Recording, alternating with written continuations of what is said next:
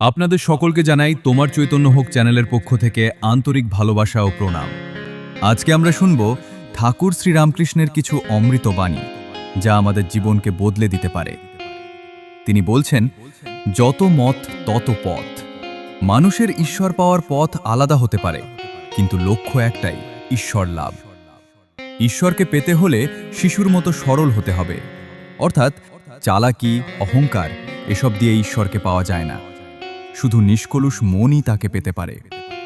মানুষকে সেবা করো, এটাই ঈশ্বর সেবা। মানে হলো, দরিদ্র অসহায় মানুষের মধ্যে ঈশ্বর বাস করেন, তাদের সেবা করাই বা তাদের পাশে থাকাই ঈশ্বরের সেবা করা।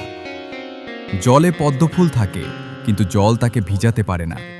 অর্থাৎ সংসারে থেকেও মনকে আসক্তিহীন রাখতে হবে, তাহলেই সত্যিকারের শান্তি পাওয়া যাবে। ঈশ্বর আছেন, এই বিশ্বাসই সব। অটল বিশ্বাস থাকলে জীবনের সব বাধা অতিক্রম করা যায়। অহংকার থাকলে জ্ঞান হয় না, মানে নিজেকে বড় ভাবলে কখনো সত্য উপলব্ধি হয় না। নমস্কার, আজকে এইটুকুই। এই বাণীগুলো শুধু শোনার জন্য নয়, জীবনে প্রয়োগ করার জন্য।